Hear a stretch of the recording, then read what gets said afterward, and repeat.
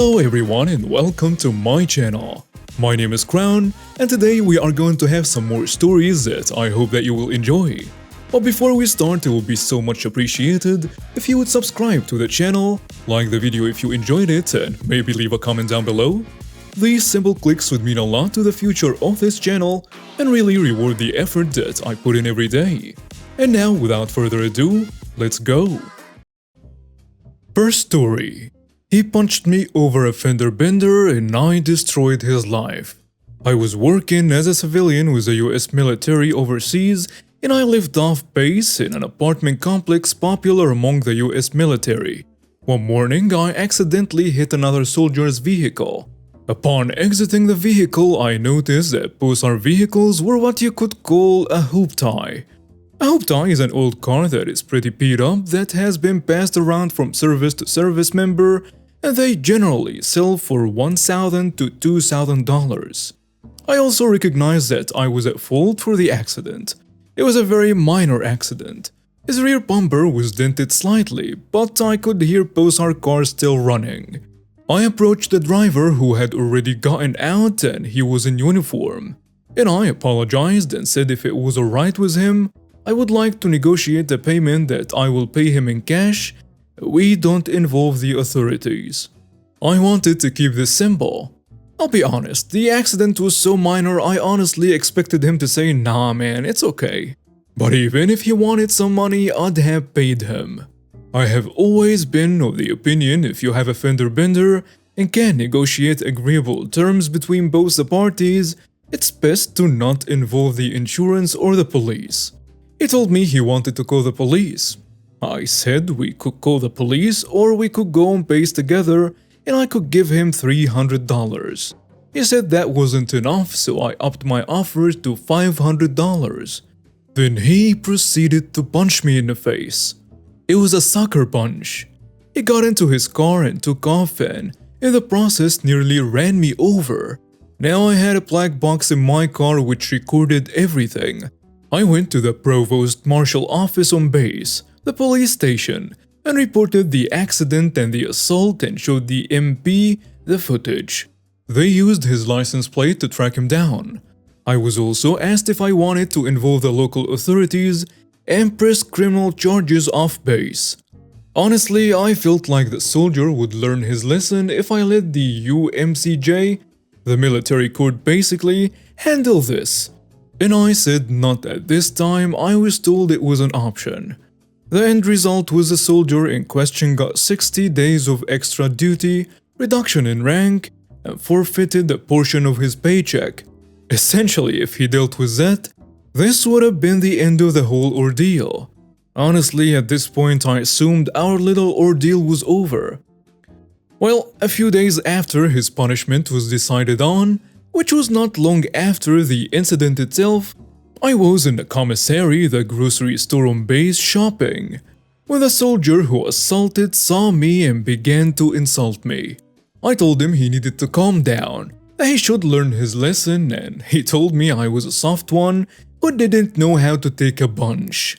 I reminded him that I held back on destroying his life. He told me he's already been punished and I can't touch him again. Then he left me be.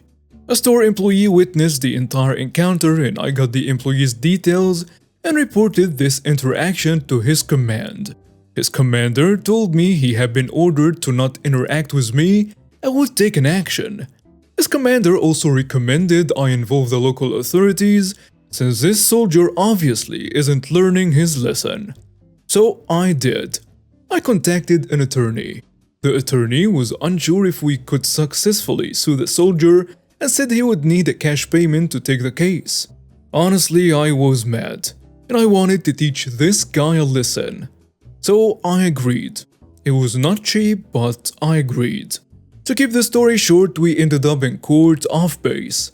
We presented our evidence, and the soldier in question had decided to represent himself. Several times in the court, he had outbursts. The judge ended up granting me a judgment of approximately $50,000. When the judgment was given, the soldier called the judge a son of a witch, and that the army would cover for him. So the judge changed his judgment to $80,000. And the judge then asked me if I also wanted to press charges against this soldier in criminal court. Honestly, it was obvious this guy wasn't going to learn a lesson. I told the judge I wanted to pursue criminal charges in addition to the judgment. My lawyer later advised me that if I ever wanted to see the money, I should pursue an international hold. With my judgment, it's likely that a judge will grant me an international hold. An international hold is basically where this soldier would not be allowed to leave the country until I was paid my $80,000. Also, he told me that according to the agreement between the US military and the host country, the US military would honor the international hold. Basically, the US military would not protect him or move him out of the country to avoid punishment. Honestly, by this point, I had paid my lawyer thousands of dollars, and I honestly didn't feel like paying thousands of dollars and getting nothing for it.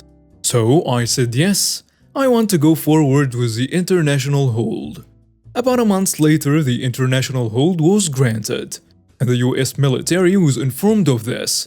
2 months after that, the criminal case was over and the soldier was sentenced to 90 days in jail. By this point, the soldier had been moved onto the base into his barracks by his commander. I remember the day I was informed that MPs handed him over the local authorities to begin his 90-day jail sentence. Ah yeah, and did I mention he still owed me $80,000? I heard nothing for a year and then one day I got a call from his commander. His commander wanted me to make a statement in regards to the case. I go in and make the statement. During the statement, I found out the US military was in the process of chaptering a soldier out of the US military. The commander also informed me that he was close to coming up with the money to pay me, so he could have the international hold lifted. The commander also asked me if my lawyer would be willing to make a statement. I contacted my lawyer, who also made a statement about the facts of the case.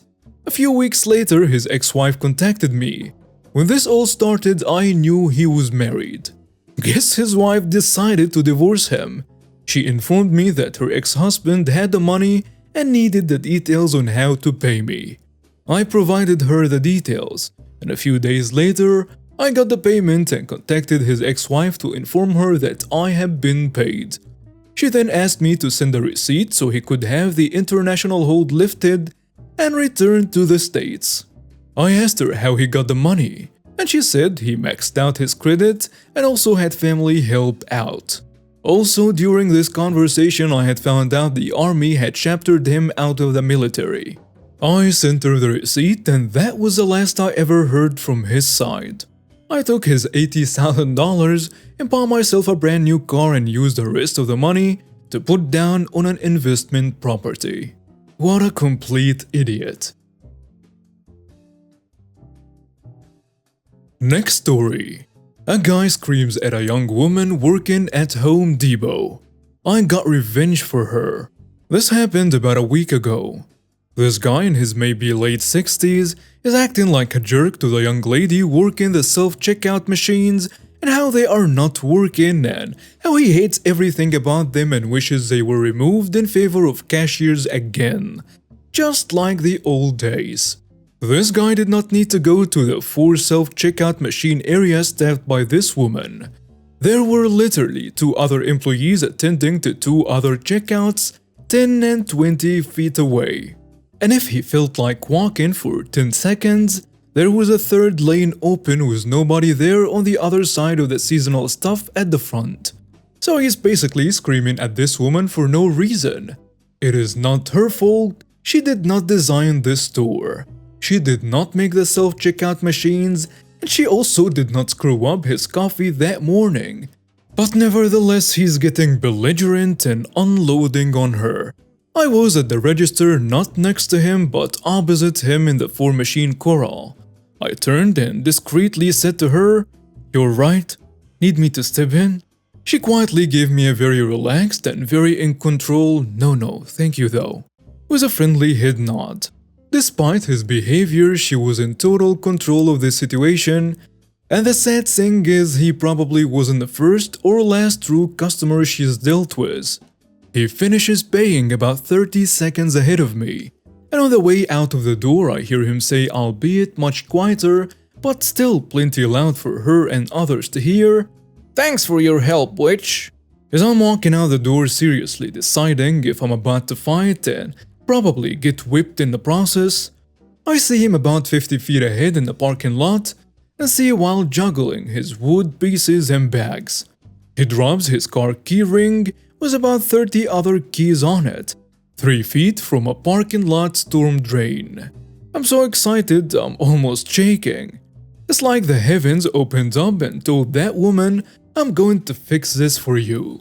So I did what any helpful 30-year-old would do, and I gently half-kicked them off the side of my boot towards the drain. They hit one of the openings, and I heard the most satisfying splash of my life. Best part was the water was pitch black, and down a few feet so you're not seeing anything when you look straight down. Checkmate, Home Depot lady. Next story. Karen screams at me for banning her thieving son. This happened a couple of days ago, so I will do my best to have the conversation exactly as it went, but some may be paraphrased. For context, I work nights in a gas station. About a week ago, a couple of kids, probably no more than 15 or 16 years old, who are semi-regulars, as in I've seen them a few times before, but not often enough to know them. They came in around 2 a.m. and pulled a runner on me with around $30 in drinks and snacks. As I'm not allowed to chase shoplifters, I do what's required and leave a note for my boss so she can pull the tapes and post the pictures for us so we can tell them to get out if they are ever stupid enough to come back.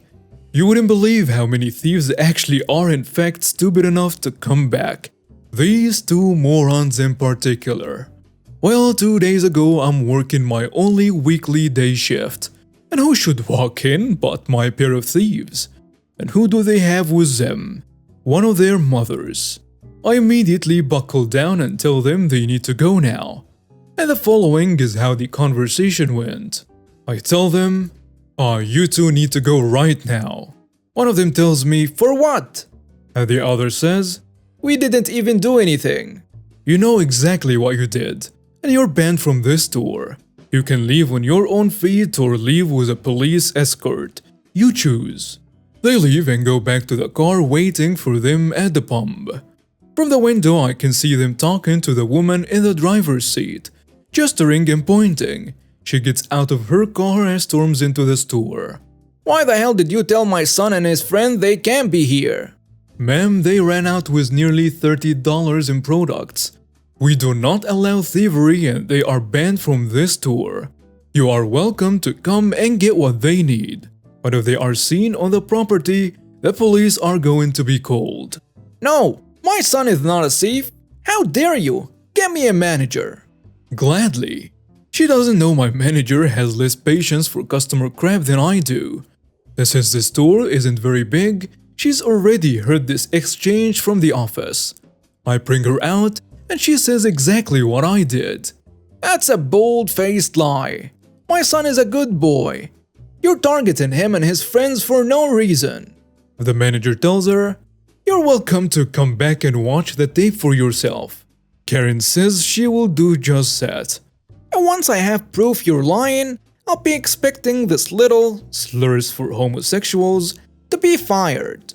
My awesome manager brings Karen into the office and I accompany them. Being the assistant, it's both part of my job and a joyful experience to watch Karen's face fall when she finds out her good boy is a rotten thief. The manager plays the tape and Karen's son and his friend, clearly identifiable as their only means of a disguise, wear their school track hoodies pulled up over their hair. They were wearing the hoodies as they sat in the car waiting. The Karen was too stunned to speak at first, but eventually remembered how to Karen and she stormed out, shrieking that she'd be calling corporate. For what? Who knows? But she's calling anyway. The manager put out an announcement to notify him if she ever steps foot in the store again. And now we have reached the end of today's stories. Thank you for watching and see you next time.